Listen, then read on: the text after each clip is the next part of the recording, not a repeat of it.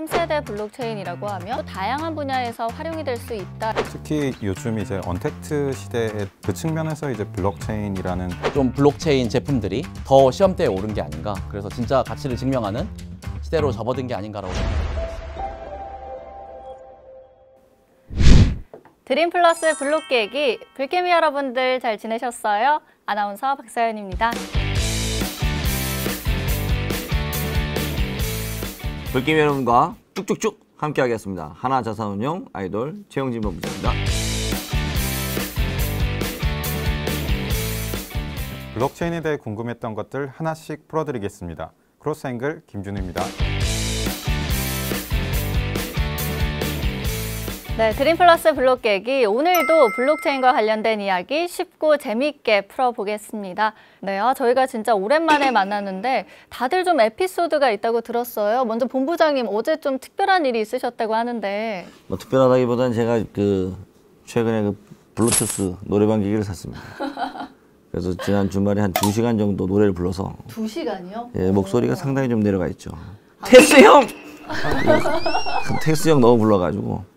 아니 그러면은 저희를 위해서 뭐 길게까지는 아니더라도 오랜만에 만나서 반가우니까 짧게 한 소절. 테스 형! 세상이 왜 이래 왜 이렇게 힘들어 테스 형! 소크라테스 형 사람은 또 왜 이래. 구독! 아니 저도 사실 어제 감기에 안 걸린다고 비타민을 먹다가 2알을 한 번에 먹다가 목에 걸려서 응급실에 다녀왔습니다. 어떡하죠? 사실 걱정은 되지만 저는 이해는 됩니다. 아. 우리 박서연 아나운서가 참 이 얼굴이 좀 작지 않습니까? 예, 한꺼번에 2알을 먹으면 안 돼요.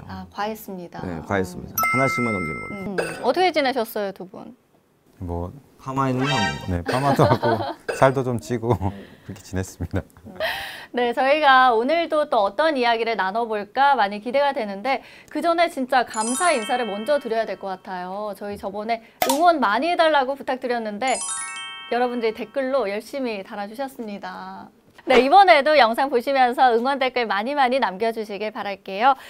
저희 오늘은 또 준우 대표님께서 특별한 분을 모셔오셨다고 하는데 누구 데려오셨어요? 네, 사실 이분 같은 경우에는 우리나라에서 블록체인에 관심을 가지고 보셨던 분들이라면 대부분 다 아실 만한 블록코의 공동 창업자이시자 현재 고문으로 활동하고 계신 김종환 고문님 모셨습니다. 반갑습니다. 와.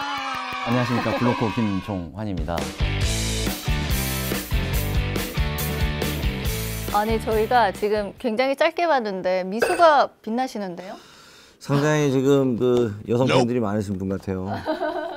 보통 웃음이 아닙니다. 네. 감사합니다. 구독! 네, 저희가 이렇게 블록코 고문님과 함께하고 있는데 사실 저는 블록코라는 이름이 좀 특이하게 느껴졌어요. 약간 블록체인과의 로맨스 코미디 이런 건가요? 이게 본방용이 있고 비방용이 있는데 2개 다 말씀드려도 될까요? 네네. 본방용은 블록체인 코리아고요. 네, 비방용은 심슨의 레고 회사 이름이 블록코입니다. 레고처럼 블록체인을 이제 쉽게 조립할 수 있게 해주는. 되게 의미 있는데 제가 심슨을 안 봐서. 네, 제가 심슨을 아주 좋아하는 너드여서 네, 그런 이름을 쓰고 있습니다. 그렇구나. 네, 저희가 사실 블록코라는 기업은 좀 생소할 수 있어도 현대자동차 같은 대기업부터 해서 금융기관 또 공공기관까지 블록코의 서비스를 굉장히 많이 사용한다고 들었어요. 사실 이제 블록코라는 회사 이름은 잘 모르실 텐데요. 삼성이 투자한 블록체인 회사라고 하면은 블록코라고 알고 계시는 분들이 많을 겁니다. 저희는 이제 비트코인이라든지 이더리움이라는 단어가 생소하던 2014년부터 이제 블록체인 서비스를 개발한 블록체인 스타트업 중에서는 가장 오래된 회사고요. 아마 국내에서 최초 그리고 이제 최고라는 타이틀이 가장 어울리는 블록체인 회사가 저희가 아닌가라고 자부하고 있습니다. 이야, 자신감이 뿜뿜 느껴지는 것 같은데 저희가 사실 뭐 블록체인 기술을 이렇게 일찍 시작한 것도 너무 신기하지만 개인적으로는 고모님께서 더 일찍 발을 들였다고 들었어요. 네, 원래는 이제 저도 비트코이너였고요. 네, 제가 사실 원래는 이제 비트코인 거래소도 창업을 했었습니다. 그래서 매각을 했었고요. 제가 이제 마지막으로 비트코인 산 게 16만 원이었습니다. 그럼 지금까지 갖고 계신가요?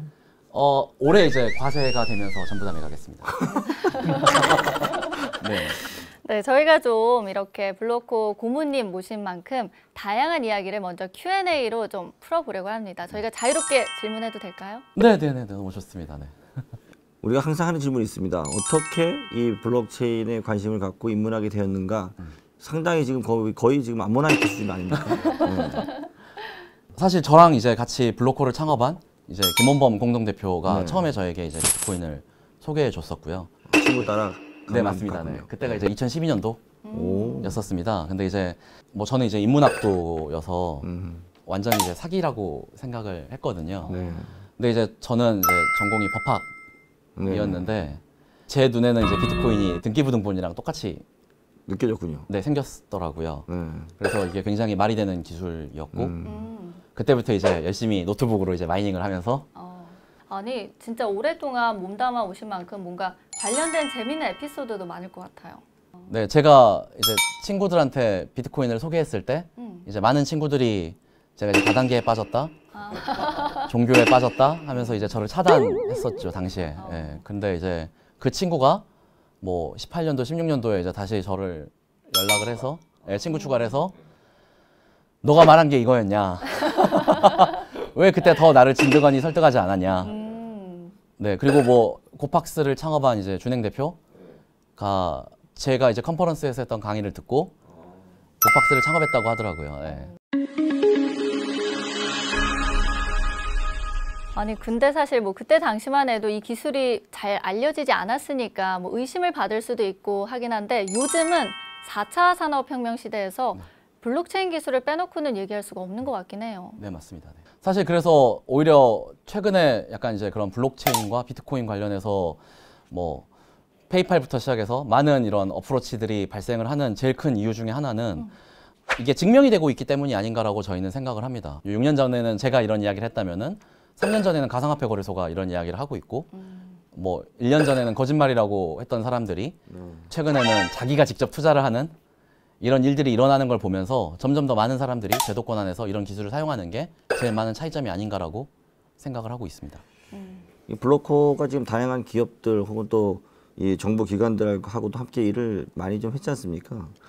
이 블록체인 기술에 대해서 이제 기업들이나 이제 국가들이 어떻게 이제 인식하고 반응하는지 그 고모님께서 느끼는 변화는 어떤 게 있습니까? 일단 가장 큰 부분 중에 하나는 기업과 정부는 항상 의심을 한다라고 저는 생각을 합니다. 그게 이제 당연한 의무라고 생각을 하고요. 다만 이제 제가 되게 재밌었던 건 국제적인 금융기관과 같이 일을 할 때 거기 있는 이제 그런 높은 이제 뭐 VP라든지 그러니까 바이스 프레지던트 이런 분들이 직업의 이런 의무로서 뭐 비트코인이나 이런 가상화폐들에 대해서 굉장히 시니컬하게 반응을 하시는데 또 한편으로는 개인 투자자시기도 하잖아요, 그런 분들이. 그렇죠. 그렇죠. 그래서 저한테 이제 어떻게 하면 특정 토큰에 대해서 물어보시면서 레퍼책을 이렇게 하시더라고요. 혹시 그런 팀을 알고 있냐?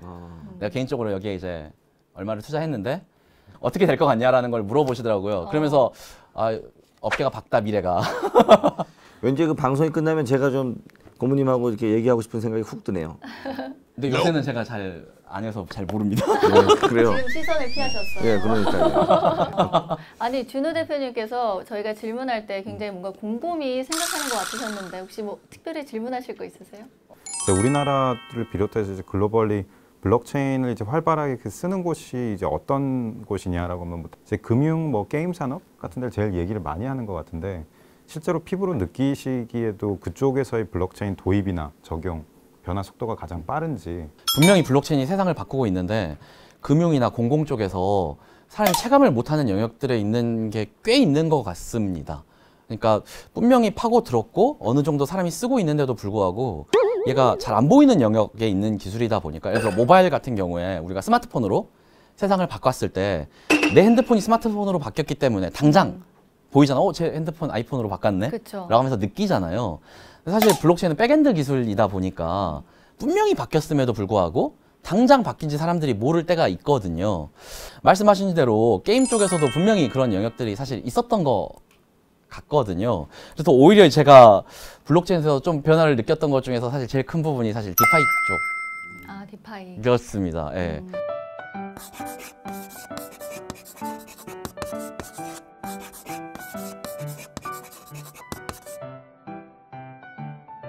야, 대출이 제3세계 대출이 이렇게 정말 빨리 된다고? 이거 진짜 금리라든지 이런 금융이 갖고 있는 틀이 앞으로도 작동할까라는 의심을 최근에 좀 이제 더 깊게 갖기 시작했거든요.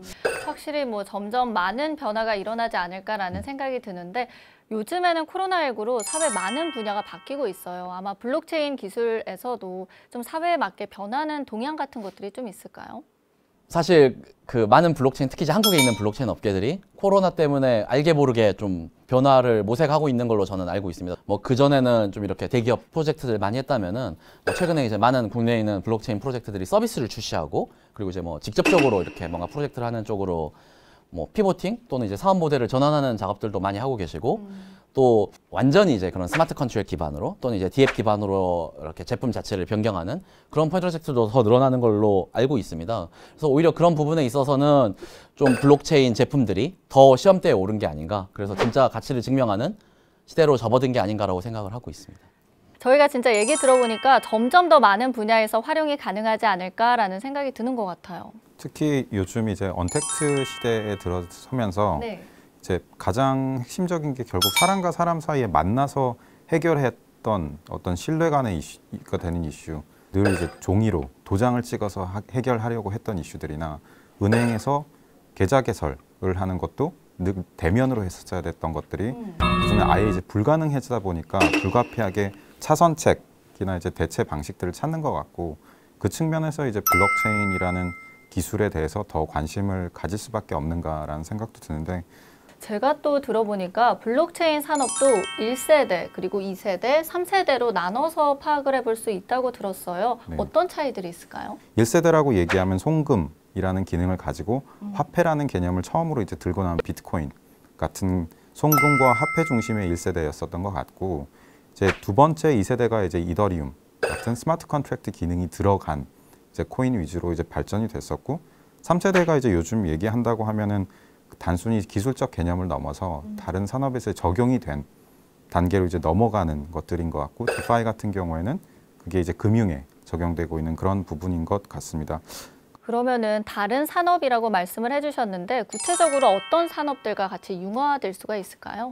제가 사실 이 부분을 처음 공부할 때 그리고 더 살펴봤었던 2017년, 2018년 때 그 당시에 제가 봤었던 건 대부분 뭐 유통 관련해서 얘기를 하는 거나 단순한 거래 위주이거나 아니면 인증, 그래서 투표 관련된 그런 거를 하거나 등등의 이슈들이 있었는데 최근에는 이제 그걸 넘어서 조금 더 자선하는 뭐 부동산 쪽이라던가 뭐 아니면 자동차 쪽에 들어가는 기술, 에너지와 같은 신산업 분야 혹은 뭐 확장 가능성이 큰 공공 서비스 같은 영역도 많이 확장이 되고 있는 것 같습니다. 그러면은 3세대 블록체인이라고 하면 뭐 특정 분야에 국한되지 않고 다양한 분야에서 활용이 될 수 있다. 이렇게 정리해 볼 수 있을까요? 서현님이 정리를 아주 깔끔하게 잘하고 계시네요. 네. 불게임 여러분들이 이렇게 우리 서현님이 밑줄 쫙 긋고 이렇게 정리해 주는 거를 좀 집중하면 도움이 되지 않을까 싶습니다. 네, 저희가 좀 다양한 이야기를 좀 나눠보고 있는데 사실 블록체인 기술이 어떻게 보면 나중에는 인터넷 기술처럼 많이 쓰일 수도 있을 것 같긴 해요, 고모님. 미 대선에도 블록체인 기술이 사용했다는 보도도 나오고 하는 게 조만간은 이런 다양한 영역에서 블록체인 기술이 사용하는 게 실현되는 날이 오지 않을까라고 기대하고 있습니다. 네, 저희가 다음 주에 어떤 서비스 소개할지 너무 궁금하시죠? 다음 주 금요일 5시에 다시 돌아올 테니까요. 그때까지 알람 설정 꼭 해두시고 기다려주시기 바랄게요. 드림플러스 블록 깨기 다음 주에도 함께해 주세요. 다 함께 쭉쭉쭉! 현실 세계에서 돌아가는 거에서 또 이제 생태계 자체가 확장되는 과정이라고 코스닥, 코스피 밑에 이라고 하는 장외 주식을 블록체인으로 거래할 수 있는 시스템을 이미 저희가 구축을 했거든요.